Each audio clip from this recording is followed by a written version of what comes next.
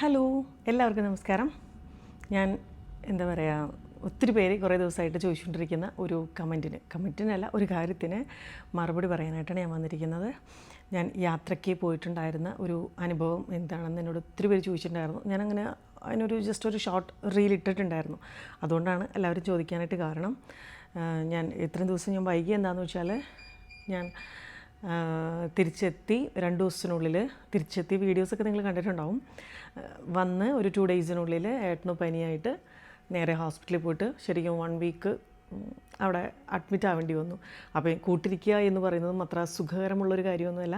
അപ്പോൾ ആ ദിവസം ഒരാഴ്ച ഫുള്ളായിട്ട് ഞാൻ വീഡിയോ ഇട്ടിട്ടേ ഇല്ല കേട്ടോ. അപ്പോഴും എന്താ വീഡിയോ ഇടാത്തതെന്നൊക്കെ ചോദിച്ചിട്ട് കമൻറ്റ് വന്നിരുന്നു. ഹോസ്പിറ്റലൊക്കെ ആയിട്ട് ആകെ ഒരു മാനസിക ബുദ്ധിമുട്ടും ഒക്കെ ആയിട്ട് അങ്ങനെ ഇരിക്കുമായിരുന്നു. അപ്പോൾ അതുകൊണ്ടാണ് നേരം വീഡിയോ ഒന്നും ഇടാത്തത്. പിന്നെ ഹോസ്പിറ്റലിൽ നിന്ന് വന്ന് ഇപ്പോൾ ഒരു 3-4 ദിവസമായി. ഇന്നിപ്പോൾ ഓക്കെ 4-5 ദിവസമായി. ഞാനെന്താ വെച്ചാൽ വന്ന് ഒന്ന് സെറ്റായിട്ട് ഇടാം എന്ന് കരുതിയിട്ടാണ്. പിന്നെ എന്തെല്ലാം പറയണം, എങ്ങനെയൊക്കെ പറയണം എന്നുള്ള കാര്യത്തിലും ഒരു തീരുമാനമാണല്ലോ. അതുകൊണ്ടാണ് സത്യത്തിൽ ഞാൻ വൈകി കേട്ടോ. അപ്പോൾ ഒത്തിരി വലിച്ചു നീട്ടറൊന്നുമില്ല, ഞാൻ കാര്യത്തിലേക്ക് കിടക്കാം. ക്യാമ്പ് വിത്ത് ബഡീസ് എന്ന് പറഞ്ഞിട്ട് ഒരു ഇൻസ്റ്റ പേജുമായിട്ട് ബന്ധപ്പെട്ടിട്ടാണ് നമ്മൾ ആ യാത്രയ്ക്ക് പോയിട്ടുണ്ടായിരുന്നത്. അതിൻ്റെ കോർഡിനേറ്റർ എന്ന് പറയുന്നത് ഹാരിസ് ആണ്. ഒരു പയ്യനാണ് കേട്ടോ. 10-25 വയസ്സ് അത്രയൊക്കെ കാണുള്ളായിരിക്കാം, എനിക്കറിയില്ല, മേ ബി. അപ്പോൾ ഒരു 26 ദിവസത്തെ യാത്രയായിരുന്നു അത്. ആ ദിവസത്തിൽ എന്താ പറയുക, 26 ദിവസം ഒരു തുടക്കം മുതൽ സ്റ്റാർട്ടിങ് പോയ വീഡിയോയും ഞാൻ ഇട്ടിട്ടുണ്ട്. തുടർന്നുള്ള കുറേ ദിവസങ്ങളിലെ വീഡിയോസും എല്ലാം ഞാൻ പോസ്റ്റ് ചെയ്തിട്ടുണ്ട്. ശരിക്കും 13 ദിവസം വരെ വളരെ അടിപൊളിയായിട്ട് പോയിക്കൊണ്ടിരുന്ന ഒരു യാത്രയായിരുന്നു ഞങ്ങളുടെ എന്ന് പറയുന്നത്.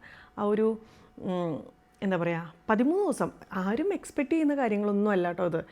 ഇത് 13 ദിവസം വരെ അടിപൊളിയായിരുന്നു. 14ാമത്തെ ദിവസമാണ് പ്രോബ്ലം സ്റ്റാർട്ട് ചെയ്യുന്നത്. എന്ന് പറഞ്ഞാൽ എല്ലാവരും എന്തൊക്കെയോ കമൻറ്റുകളൊക്കെ ഉണ്ടായിരുന്നു കേട്ടോ. ഞാൻ കണ്ടിരുന്നു ഇങ്ങനൊരു ഇഷ്യൂവിനെ പറ്റി, ഇങ്ങനെ ഇഷ്യൂ ഉണ്ടെന്ന് പറഞ്ഞപ്പോൾ ഒത്തിരി പേര് പറഞ്ഞിട്ടുണ്ടായിരുന്നു. എന്തോ നമ്മുടെ കൂടെയുള്ളവരോ അല്ലെങ്കിൽ ചെന്ന സ്ഥലങ്ങളിൽ എന്തൊക്കെയോ കഞ്ചാവോ അല്ലെങ്കിൽ MDMA ഒക്കെ അടിച്ച് എന്തെങ്കിലും ഇഷ്യൂസൊക്കെ ഉണ്ടായിട്ടുണ്ടാകാം, അതായിരിക്കും കാരണം എന്ന് പറയുന്നുണ്ടായിരുന്നു. അതൊന്നുമല്ല കാരണം.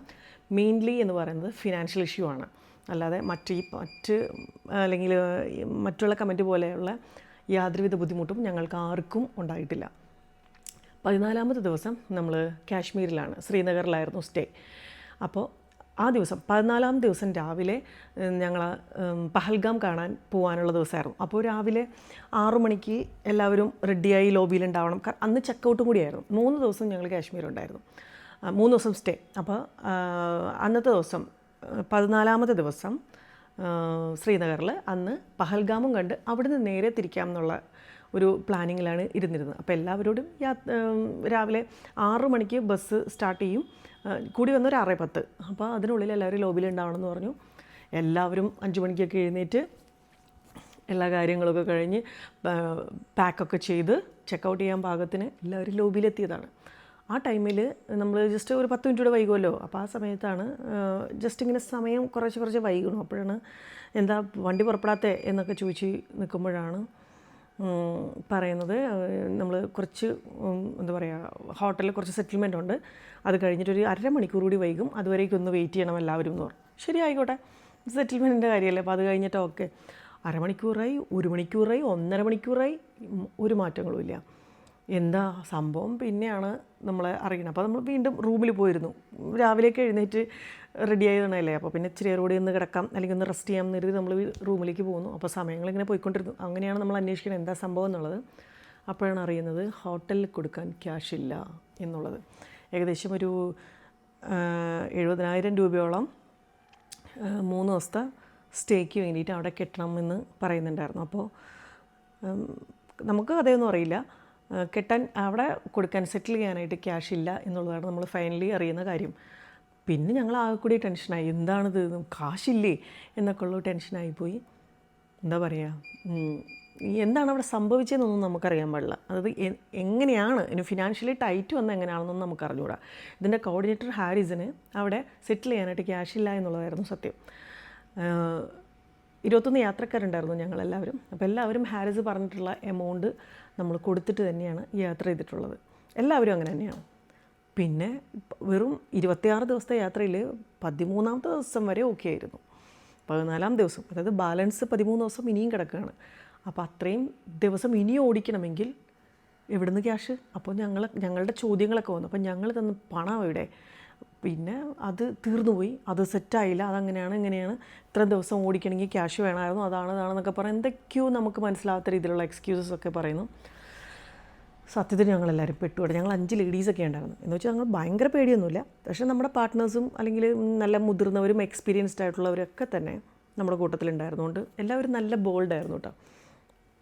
എനിക്ക് പേടിക്കാനൊന്നുമില്ല, എൻ്റെ ഹസ്ബൻഡ് എനിക്ക് കൂടെ ഉണ്ട്, അപ്പോൾ അതുകൊണ്ട് പേടിയൊന്നുമില്ല. പക്ഷേ എന്നാലും ഇങ്ങനെ സംഭവിച്ചല്ലോ എന്ന് വിചാരിച്ചിട്ട് ഞങ്ങൾക്കൊക്കെ മാനസികമായിട്ട് ഭയങ്കര വിഷമമായി.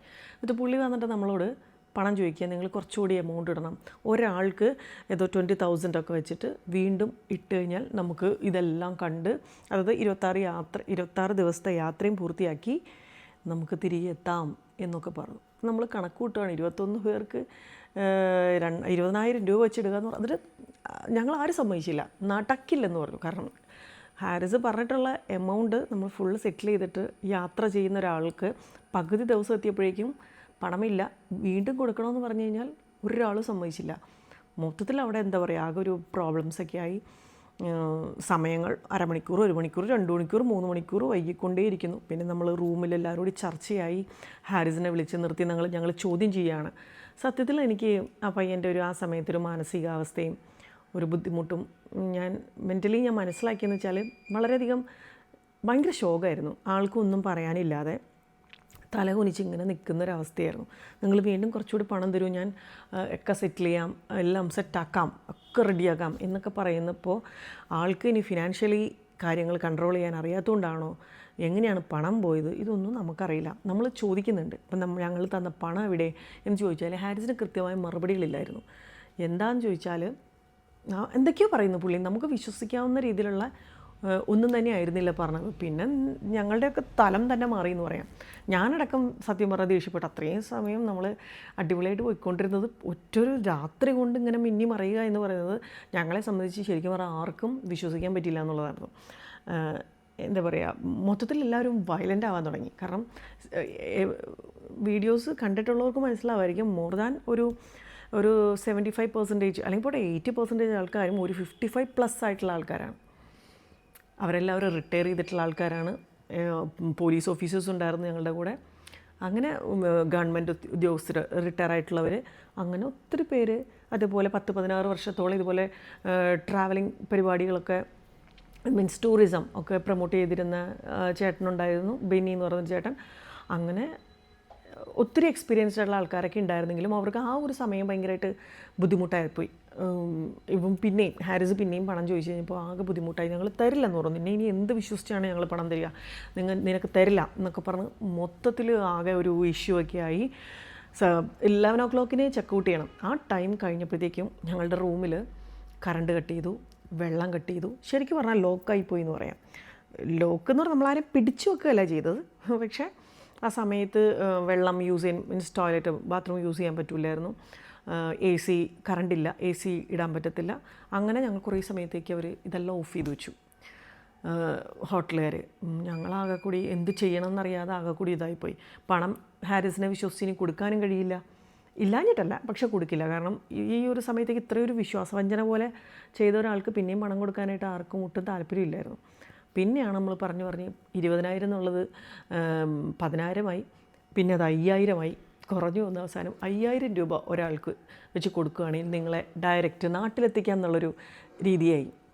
അതായത് ബാക്കി 13 ദിവസത്തെ യാത്രയും ക്യാൻസൽ ചെയ്ത് ഡയറക്റ്റ് കാശ്മീർ ടു കൊച്ചിൻ നമ്മളെ എത്തിക്കാം സേഫായിട്ട്. ഞങ്ങൾ പറഞ്ഞു, ഞങ്ങൾ ഒരു രൂപ പോലും തരില്ല, ഞങ്ങൾ ഇത്രയും പേരെ കൊണ്ടുവന്നിട്ടുണ്ടെങ്കിൽ ഞങ്ങളെ സേഫായി നാട്ടിലെത്തിക്കുക എന്നുള്ളത് നിങ്ങളുടെ ഉത്തരവാദിത്തമാണ്, ചെയ്തേ പറ്റൂ എന്ന് പറഞ്ഞാൽ ശരിക്കും പറഞ്ഞൊരു സമരം പോലെയായിരുന്നു അവിടെ. സത്യം പറഞ്ഞാൽ ആ സമയത്തൊക്കെ രംഗങ്ങളൊന്നും ഞാൻ ഷൂട്ട് ചെയ്തില്ല. ശരിക്കും ചെയ്യേണ്ടതായിരുന്നു, ചെയ്തില്ല കേട്ടോ. കാരണം ആ സമയത്ത് അങ്ങനത്തെ ഒരു മാനസികാവസ്ഥയായിരുന്നില്ല, അതുകൊണ്ട് അതൊന്നും ഞാൻ ഷൂട്ട് ചെയ്തില്ലായിരുന്നു. പിന്നെ ശരി, പക്ഷേ വണ്ടിക്കാരും ആകെ പ്രശ്നമായി. കാരണം അവർക്കും ഡീസൽ അടിക്കാൻ പണമില്ല, അവരും ഇഷ്യൂസ് ഉണ്ടാക്കി. കാരണം അവർക്കും പറഞ്ഞതിന് പകുതി എമൗണ്ട് ഹാരിസ് വണ്ടിക്കാർക്ക് അവർക്ക് കൊടുത്തിട്ടുണ്ടായിരുന്നു, ബാലൻസ് എമൗണ്ട് കൊടുത്തിട്ടില്ല.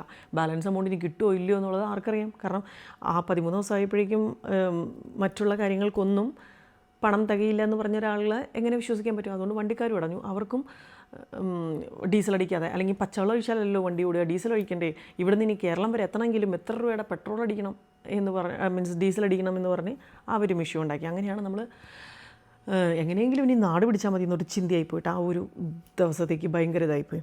എന്നിട്ട് പിന്നെ ഞങ്ങൾ എന്ത് ചെയ്തു, പിന്നെ ഏട്ടനും എൻ്റെ ഹസ്ബൻഡ് അടക്കം പറഞ്ഞാൽ സാരമില്ല, കുഴപ്പമില്ല, പോട്ടെ, 5000 രൂപയല്ലേ, അത് നമുക്ക് കൊടുക്കാം, കുഴപ്പമില്ല, നമുക്ക് സേഫായി നാട്ടിലെത്താം എന്ന് പറഞ്ഞ് കുറച്ച് പേര് കൊടുക്കൂല, 1 രൂപ പോലും കൊടുക്കൂല എന്നായിരുന്നു. കുറച്ച് പേര് നമുക്ക് കൊടുക്കാം, എങ്ങനെയെങ്കിലും പോട്ടെ, നമുക്ക് നാട്ടിലെത്താം എന്നുള്ള ഒരു ഒരു തീരുമാനവും കാര്യങ്ങളൊക്കെ വന്നു. പിന്നെ എല്ലാവരെയും പറഞ്ഞ് സമ്മതിപ്പിച്ച് വണ്ടി കയറ്റി. അപ്പോൾ ചിലർ പറഞ്ഞു ഞങ്ങൾ ഇപ്പോൾ ക്യാഷ് തരില്ല, 5000 തരില്ല, സേഫായി കൊച്ചിനിൽ ലാൻഡ് ചെയ്തതിന് ശേഷം, മീൻസ് അവിടെ എത്തിയതിന് ശേഷം മാത്രമേ പണം തരുള്ളൂ, അല്ലാതെ ഞാൻ ഇവനെ വിശ്വസിച്ച് കൊടുക്കില്ല എന്ന് ഒരു വിഭാഗം ആൾക്കാർ കൊടുക്കാമെന്നായി.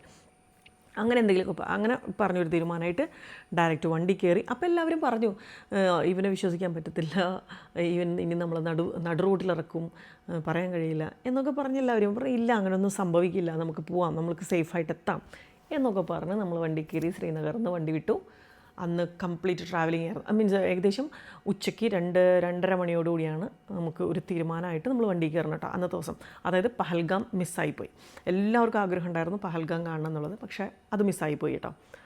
പിന്നെ നമ്മൾ അവിടെ നിന്ന് കയറി, മീൻസ് പിന്നെ കംപ്ലീറ്റ് ട്രാവലിംഗ് ആയിരുന്നു. പിറ്റേ ദിവസം നമ്മൾ പഞ്ചാബിലെത്തി, ഡയറക്റ്റ് പഞ്ചാബിലേക്ക് എത്തി. കാരണം നമ്മളവിടുന്ന് അതിനിടയിൽ 2-3 സംഭവങ്ങളൊക്കെ ഉണ്ടായിരുന്നു, അതെല്ലാം മിസ്സായി. മീൻസ് ഇറ്റിനറി പ്രകാരമുള്ള കാര്യങ്ങളിൽ 1-2 സംഭവങ്ങൾ നമുക്ക് മിസ്സായി. പോട്ടെ, സാറല്ല, നമ്മൾ ഡയറക്റ്റ് കൊച്ചിയിലേക്കാണല്ലോ പോകുന്നത്, കേരളത്തിലേക്കാണല്ലോ.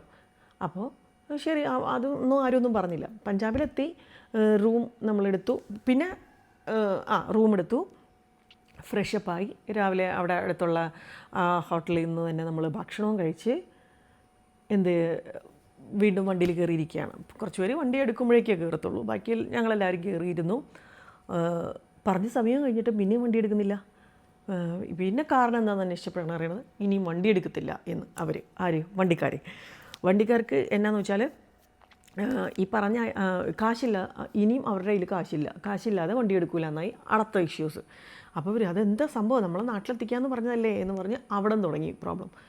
അപ്പോൾ ശരിക്കും പറഞ്ഞാൽ കുറച്ച് പേര് ഈ 5000 രൂപ കൊടുക്കുക എന്ന് പറഞ്ഞവരിൽ കുറച്ച് പേരാണ് കൊടുത്തിട്ടുള്ളത്, ബാക്കി പേര് കൊടുത്തിട്ടില്ല. അപ്പോൾ എല്ലാവരും തരാതെ വണ്ടി എടുക്കില്ല എന്ന് വണ്ടിക്കാർ. എൻ്റെ പൊന്നടാവേ എന്താ പറയുക. പിന്നെ പഞ്ചാബ് നടു റൂട്ടിലായിരുന്നു പിന്നത്തെ ഇഷ്യൂസ് കംപ്ലീറ്റ്. എന്താ പറയുക, കുറേ സമയം ഞങ്ങൾ വലഞ്ഞു പോയി. എന്താ പറയുക, അതും മഴ എന്ന് പറഞ്ഞൊരു സാധനമേ ഇല്ല, ഒന്നുമില്ല, കംപ്ലീറ്റ് പൊരിഞ്ഞ വെയിൽ. നമ്മളിവിടുന്ന് പോയത് മുതൽ തിരിച്ചു വരണ ഒരു വെയിൽ തന്നെയായിരുന്നു. അത് നമ്മൾ ഏത് സംസ്ഥാനത്ത് പോയാലും വെയിലോട് വെയിൽ. പഞ്ചാബിലെത്തിയിട്ടും നല്ല പൊരി വെയിലത്ത് നിന്നിട്ടാണ് പിന്നെ നമ്മളല്ല പിന്നത്തെ ഇഷ്യൂസ് ഉണ്ടാകുന്നത് പഞ്ചാബിൽ വെച്ചിട്ടാണ്. അവിടെ വെച്ചാണ് നമ്മൾ പോലീസ് സ്റ്റേഷനിൽ കയറുന്നത്. ഞാൻ അതിൻ്റെ കുറച്ച് ക്ലിപ്പിങ്സ് ഞാൻ ഇവിടെ ഇപ്പോൾ കൊടുക്കാം കേട്ടോ, അതൊന്ന് കണ്ടു നോക്കൂ, എന്നിട്ട് ബാക്കി പറയാം.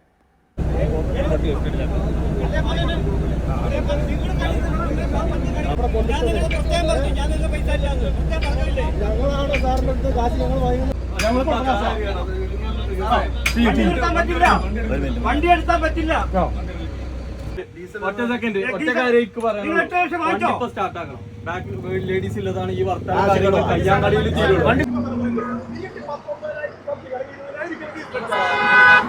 क्या किया था, गाड़ी का दो ड्राइवर है, ये पुलिस आ रही है, आ जाइए ये കൊടുത്താണോ വണ്ടിക്ക് വാടക എത്ര ഉണ്ട്, പിന്നെ എത്ര കിലോ എത്ര ദിവസം ബാക്കിയുണ്ട്, പിന്നെ 13 ദിവസം ബാക്കിയുണ്ട്, നീ ഓടേണ്ടതിനെക്കാട്ടും 90% പൈസ കൊടുത്തു.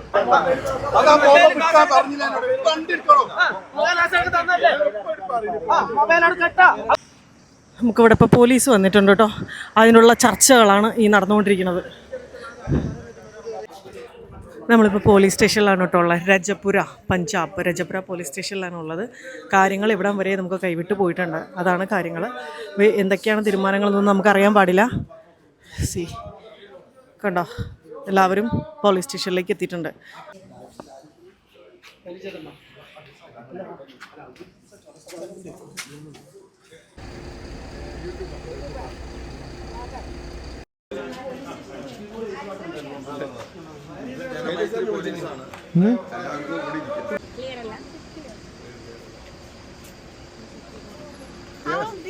How ऐसे ऐसे सीधा कर लो अच्छी കാണിച്ചു പോവാം. ഈ പോകുന്നിടത്തെ എല്ലാം കർച്ച, അതായത് ചെലവ് മൊത്തം നമ്മൾ ചെലവെന്ന് പറഞ്ഞാൽ റൂം ഞങ്ങൾ എടുക്കും. അത് ഏതാണെങ്കിൽ ഇപ്പോൾ ഫ്രഷപ്പ് വർഷപ്പ് റൂമാണെങ്കിൽ റൂമിൽ ഞങ്ങൾ കഷ്ടം.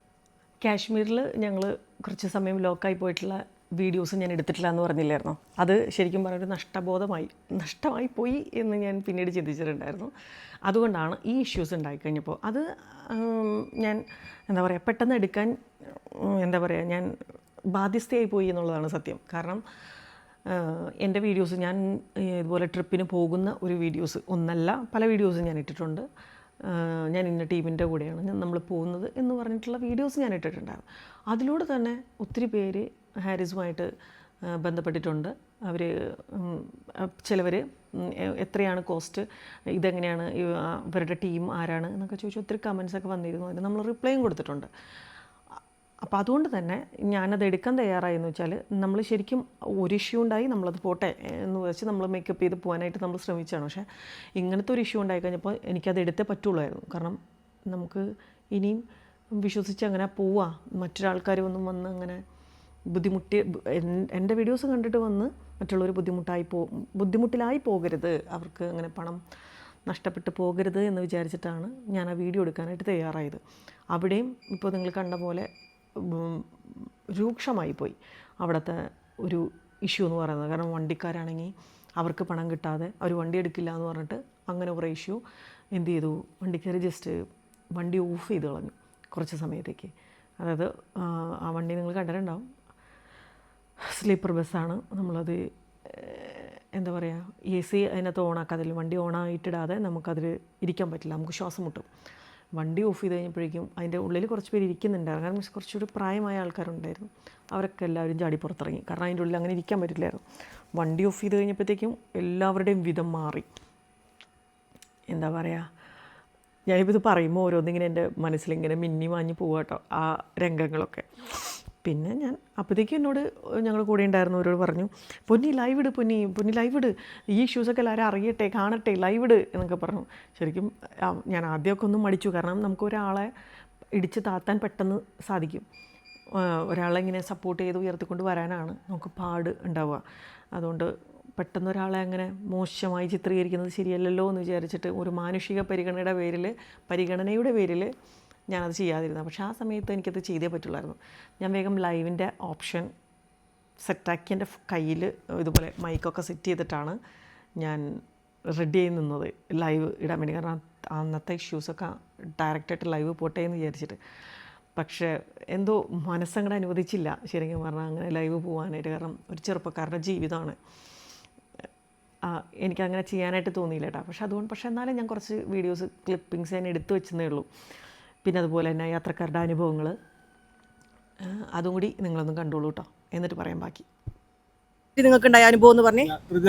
ഇത് വെറും കൊടും ചതിയാണ് ഇവർ നമ്മളോട് ചെയ്തത്. അവിടെ നിന്ന് ഇത്രയും പൈസയും പറഞ്ഞാൽ പൈസ അഡ്വാൻസ് ആയിട്ട് കയ്യിൽ മേടിച്ചിട്ട് കാശ്മീർ കൊണ്ടുവച്ചിട്ട് ഞങ്ങളോട് വീണ്ടും വണ്ടിക്കാർക്ക് പൈസ കൊടുത്താൽ തിരിച്ച് നാട്ടിലെത്തിക്കാൻ പറഞ്ഞ സ്ഥലങ്ങളിലൊന്നും ഞങ്ങളെ കൊണ്ടുപോകുക കാണിക്കുകയോ ഒന്നും ചെയ്തില്ല. ഞങ്ങളെ ചതിച്ച് ഇപ്പോൾ പെരുവേലത്ത് റോഡിൽ കൊണ്ടുപോയി നിർത്തിയിട്ടിരിക്കുകയാണ് രജപുരയിൽ. പക്കാ ചീറ്റിംഗ് ആണ് ചെയ്തിട്ടുള്ളത്.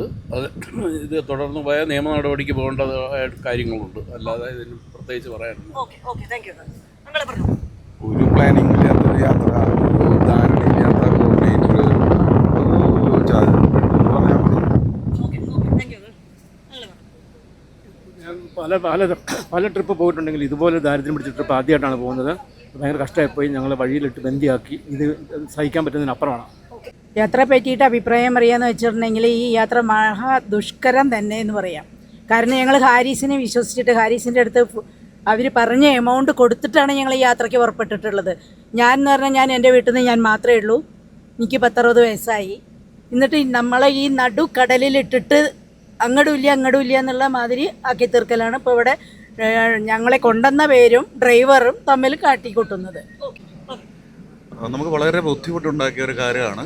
നമ്മുടെ യാത്രയുടെ 12ാം ദിവസമായപ്പോഴേ ഞങ്ങളെ ജമ്മുവിൽ എത്തിച്ചിട്ട് ജമ്മുവിൽ നിന്ന് രാവിലെ 6 മണിക്ക് തിരിച്ചു പോകാം എന്ന് പറഞ്ഞ് ഞങ്ങൾ റെഡിയായി നിൽക്കുമ്പോഴാണ് വന്നവർ പറയുന്നത് അവർക്ക് അഡീഷണൽ ഫണ്ട് വേണമെന്ന്. അപ്പോൾ അത് ഞങ്ങൾ ഹൈജാക്ക് ചെയ്യായിരുന്നു. ജമ്മുവിൽ നിന്ന് ഞങ്ങൾ എങ്ങനെയാണ് തിരിച്ചു വരാൻ കഴിയുക? എന്നിട്ട് പിന്നെ ഞങ്ങൾ പറയും നിങ്ങൾ ട്രിപ്പ് നിർത്തിക്കോളൂ, എങ്ങനെയെങ്കിലും ഞങ്ങളെ നാട്ടിലെത്തിച്ചാൽ മതി എന്ന് പറയും. നാട്ടിലെത്തിച്ചാൽ മതി എന്ന് പറയുമ്പോൾ അവർ ഞങ്ങളോട് പറഞ്ഞത് അവർക്ക് ഡീസൽ അടിക്കാൻ 3.5 ലക്ഷം രൂപ ഞങ്ങൾ കൊടുക്കണമെന്ന് പറഞ്ഞു. അപ്പോൾ പറയും ഒരു 5000 രൂപ വെച്ച് പിന്നെ കൊടുക്കാൻ പറഞ്ഞു. ഞങ്ങൾ എങ്ങനെയെങ്കിലും അവിടെ നിന്ന് രക്ഷപ്പെടാൻ വേണ്ടിയിട്ട് നമ്മൾ കുറച്ച് ഫണ്ട് കൊടുത്തിട്ടാണ് തിരിച്ചിപ്പോൾ നമ്മൾ ഡൽഹിയിൽ എത്താനായിട്ട് ഒരു 300 കിലോമീറ്റർ ഇപ്പുറത്ത് ഹൈവേയിൽ ഒരു വെയിലത്ത് ഞങ്ങളെ കൊണ്ട് നിർത്തിയിട്ടാണ് നിൽക്കുന്നത്. നമുക്ക് പുറത്തിറങ്ങാൻ കഴിയത്തില്ല, വണ്ടി ഓഫ് ചെയ്തിട്ട് ഇതിനകത്തിൽ ഇരിക്കാൻ കഴിയുന്നില്ല. നല്ല പ്രായമായ ആളുകളാണ് ഇതിനകത്ത് കൂടുതലുള്ളത്, ചെറുപ്പക്കാർ 1-2 പേര്. വളരെ ദുഷ്കരമാണ്. പിന്നെയാണ് നമ്മൾ പറഞ്ഞത് പോലീസിനെ വിളിക്കുക എന്ന് പറഞ്ഞു. പോലീസിനെ വിളിച്ചു, പോലീസ് വന്നു. പോലീസ് വന്നപ്പോഴേക്കും രംഗം വഷളാണെന്ന് മനസ്സിലായി, പോലീസിന് മനസ്സിലായപ്പോൾ വേഗം പോലീസ് പറഞ്ഞു വണ്ടി സ്റ്റേഷനിലേക്ക് എടുക്കൂ എന്ന് പറഞ്ഞ് സ്റ്റേഷനിൽ പോയി. ആ സ്റ്റേഷനിൽ പോയിട്ടുള്ള രംഗങ്ങൾ ഞാൻ കാണിച്ചിട്ടുണ്ടായിരുന്നു. സ്റ്റേഷനിൽ പോയി അവിടെ വെച്ചിട്ട് വേണ്ടപ്പെട്ടവരെയൊക്കെ വിളിച്ചു. നമ്മളുടെ ഭാഗത്തുനിന്ന് ഹിന്ദി നന്നായിട്ട് സംസാരിക്കുന്ന ഒരു 2-3 പേരുണ്ടായിരുന്നു. അവരെയും വിളിപ്പിച്ചു, ഹാരിസിനെ വിളിപ്പിച്ചു, വണ്ടിയുടെ ഓണേഴ്സിനെ വിളിപ്പിച്ചു. എല്ലാവരെയും വിളിപ്പിച്ച് അകത്തിരുന്ന് കുറേ സമയത്തെ ചർച്ചയായിരുന്നു.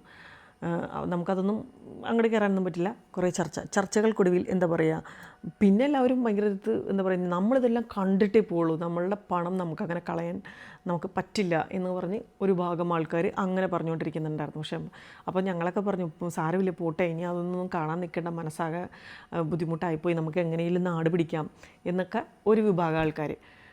അത് പോലീസ് സ്റ്റേഷനിൽ പുറത്ത് ഞങ്ങളിപ്പോഴുള്ളവരൊക്കെ ഇരുന്നിട്ട് അങ്ങനെ സംസാരിക്കുന്നതാണ് കേട്ടോ. പോലീസ് സ്റ്റേഷൻ്റെ അകത്ത് ചർച്ചകൾ ഗംഭീരമായിട്ട് നടന്നുകൊണ്ടിരിക്കുന്നു. അവസാനം ശരിക്കും പറഞ്ഞാൽ ഞങ്ങൾക്ക് അനുകൂലമായിട്ട് വിധി വന്നു, പോലീസിൻ്റെ വിധി വന്നു. നമ്മളുടെ ഭാഗത്തുനിന്ന്, അതായത് നമ്മളിനി യാത്രക്കാർ 1 രൂപ പോലും കൊടുക്കണ്ട,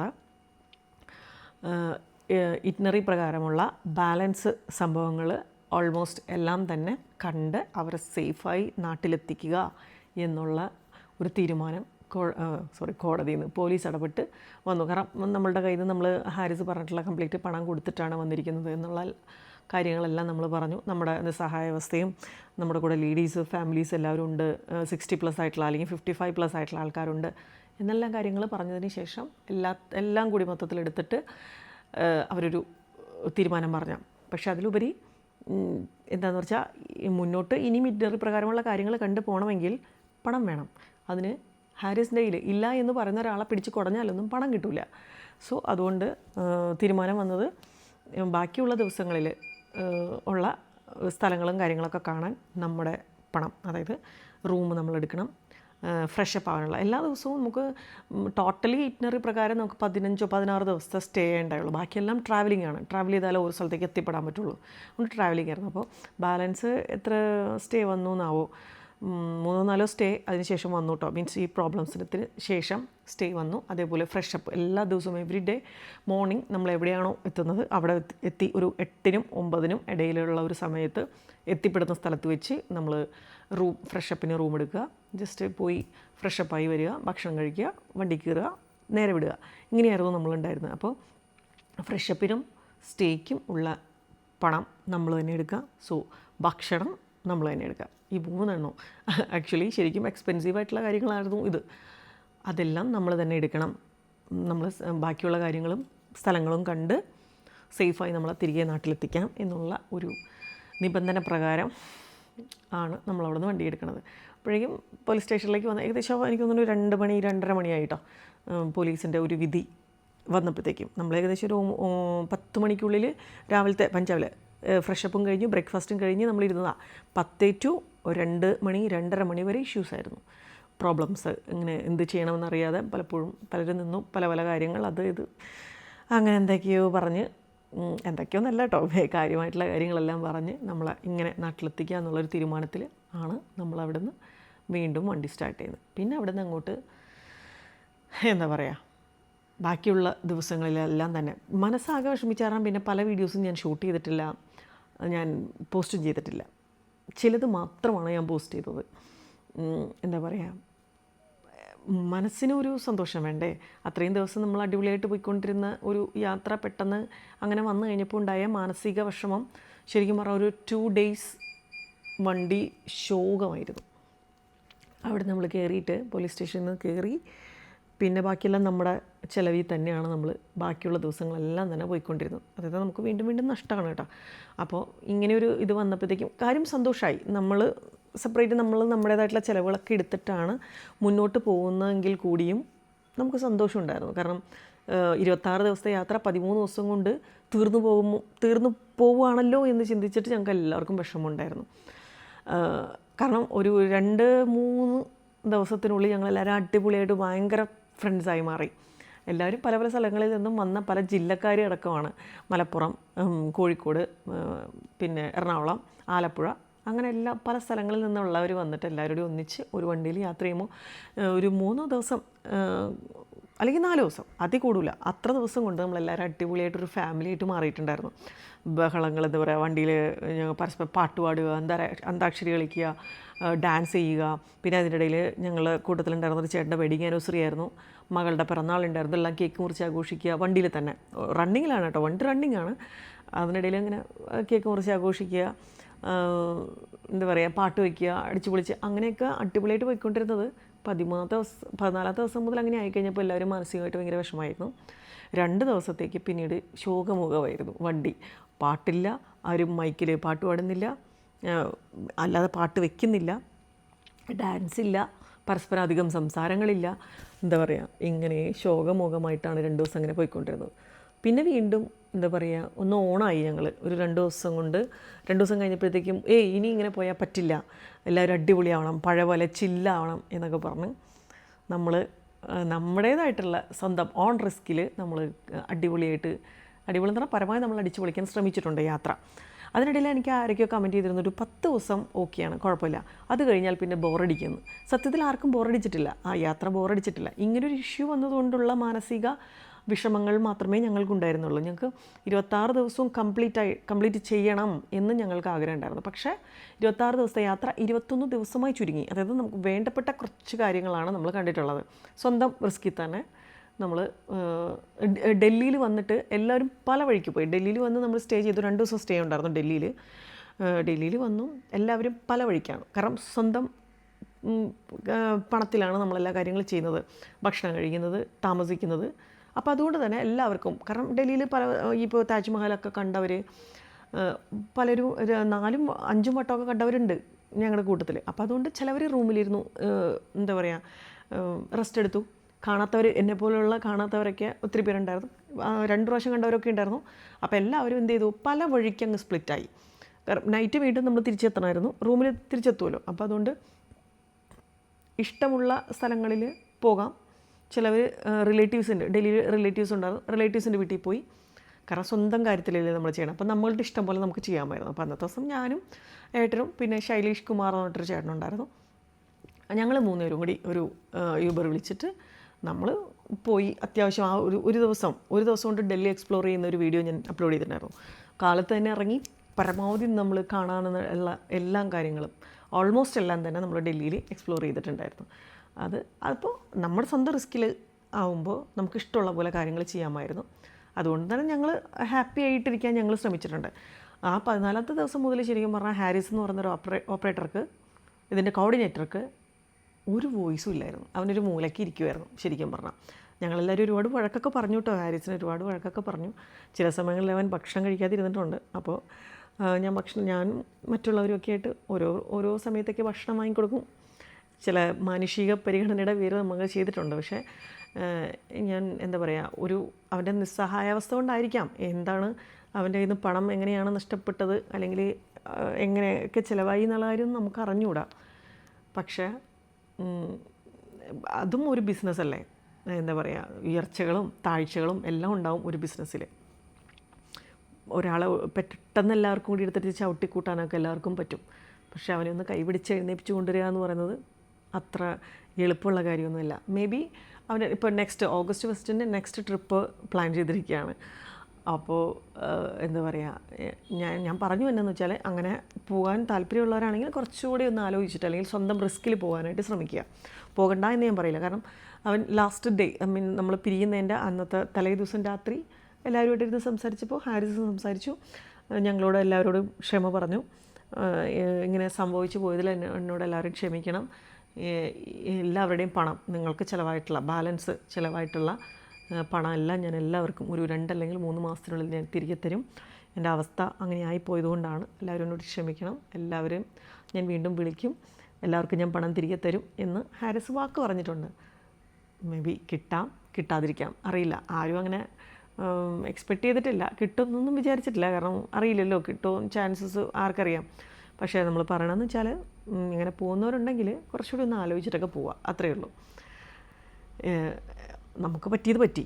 ഇനി മേ ബി അടുത്ത ഒരു ഇതിൽ അങ്ങനെയുള്ള പ്രോബ്ലംസ് ഇല്ലായിരിക്കാം. കുറച്ചുകൂടി അവൻ പ്ലാൻഡ് ആയിട്ടായിരിക്കും കാര്യങ്ങൾ ചെയ്യുക. ഇത് അവൻ്റെ ഫസ്റ്റ് ട്രിപ്പായിരുന്നു കേട്ടോ. അതും പറയണമല്ലോ, ആദ്യത്തെ ഒരു ട്രിപ്പിലാണ് ഇത്രയും പേര് 21 യാത്രക്കാരുണ്ടായതും. ചിലപ്പോൾ അത് ഫിനാൻഷ്യലി കാര്യങ്ങൾ മാനേജ് ചെയ്യാനുള്ള ഒരു കഴിവില്ലാഞ്ഞിട്ടായിരിക്കാം, മേ ബി അങ്ങനെ ആയിരിക്കാം എന്ന് ഞാൻ വിശ്വസിക്കുന്നു. നെക്സ്റ്റ് ട്രിപ്പിൽ ഇതൊന്നും പ്രോബ്ലംസ് ഒന്നും ഇല്ലാതെ ഞാൻ സെറ്റാക്കിക്കോളാം.